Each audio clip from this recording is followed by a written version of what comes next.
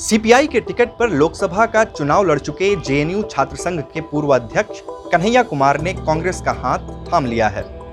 28 सितंबर को भगत सिंह की जयंती के दिन राहुल गांधी ने पूरे जोश के साथ कन्हैया कुमार का पार्टी में स्वागत किया। इस मौके पर कन्हैया ने पीएम मोदी और बीजेपी आरएसएस पर जमकर हमला भी बोला। सूत्रों के मुताबिक राहुल गांधी की टीम लंबे समय से कन्हैया कुमार के संपर्क में थी, लेकिन कांग्रेस ज्वाइन करने की तारीख खुद कन्हैया ने चुनी। दिल्ली में हुए इस कार्यक्रम में बिहार कांग्रेस के अध्यक्ष मदन मोहन झा और बिहार प्रभारी भक्त चरण दास भी मौजूद थे, लेकिन करीब आधे घंटे के अपने संबोधन और सवाल जवाब के सिलसिले के दौरान कन्हैया ने बिहार की राजनीति पर एक शब्द भी नहीं बोला। अब सवाल यह है कि कांग्रेस और कन्हैया की आगे की रणनीति क्या होगी और कन्हैया के कांग्रेस में शामिल होने से किसको कितना फायदा पहुंचेगा। पहले बात कांग्रेस पार्टी की करते हैं। खुद कांग्रेस नेताओं का मानना है कि कन्हैया के रूप में पार्टी को हिंदी पट्टी में एक बेहतरीन वक्ता मिला है, जिसकी कमी पार्टी लंबे समय से महसूस कर रही थी। कन्हैया युवाओं के बीच एक चर्चित चेहरा है और मोदी के खिलाफ एंटी बीजेपी पॉलिटिकल स्पेस में कांग्रेस उनकी पॉपुलैरिटी का लाभ उठाना चाहेगी। देश में सरकार के खिलाफ आंदोलन खड़ा करने के लिए राहुल गांधी की नई टीम में आंदोलनों से निकले नेताओं को शामिल करने की रणनीति पर काम हो रहा है और कन्हैया इसमें महत्वपूर्ण भूमिका निभा सकते हैं।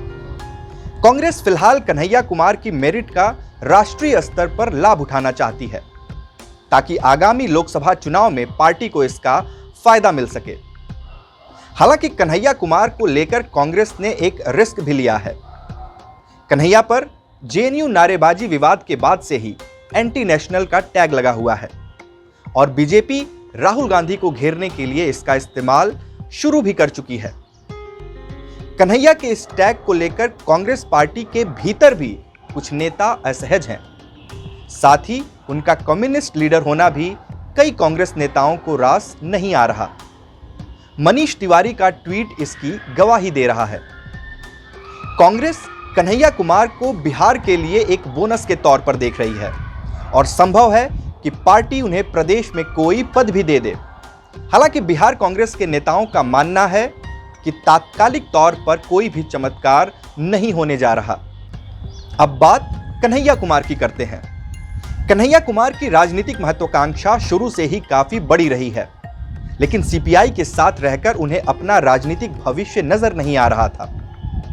सीपीआई के केंद्रीय नेतृत्व द्वारा कन्हैया को अधिक तवज्जो देना बिहार में कई नेताओं को रास नहीं आया, जिसकी वजह से स्थानीय स्तर पर खटास की स्थिति पैदा हो गई थी।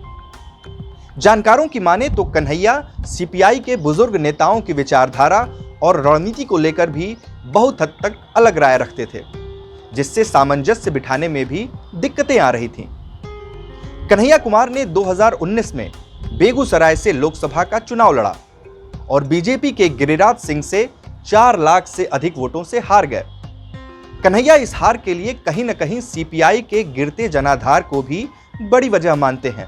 पार्टी में चल रही अनबन के बीच कन्हैया के ऊपर पटना में पार्टी के कार्यालय सचिव इंदु भूषण के साथ बदसलूकी का आरोप भी लगा और इसी साल फरवरी में सीपीआई ने हैदराबाद में हुई नेशनल काउंसिल की बैठक में कन्हैया के खिलाफ निंदा प्रस्ताव भी पास किया।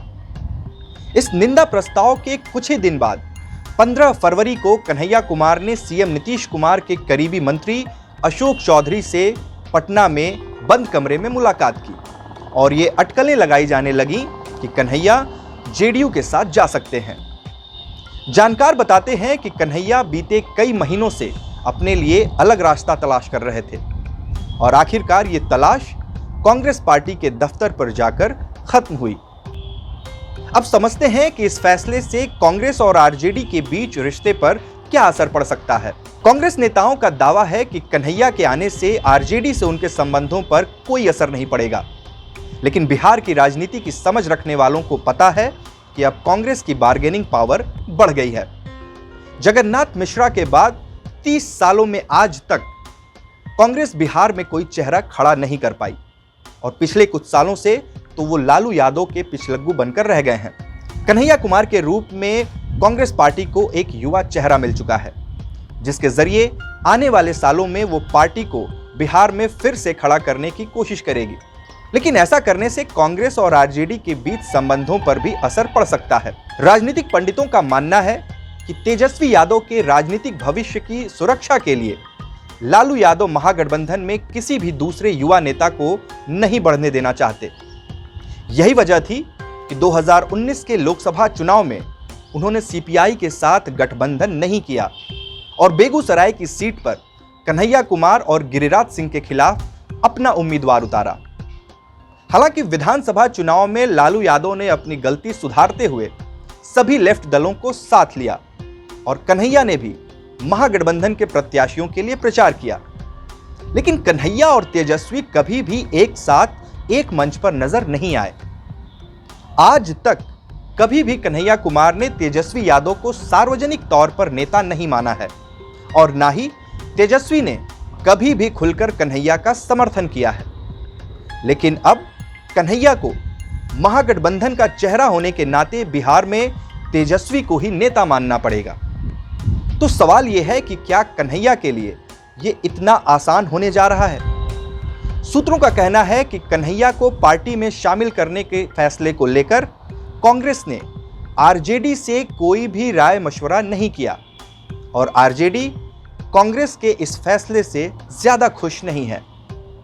यही वजह है कि जब आरजेडी के मुख्य प्रवक्ता और विधायक भाई वीरेंद्र से कन्हैया को लेकर सवाल पूछा गया तो उन्होंने कहा, कौन कन्हैया कुमार?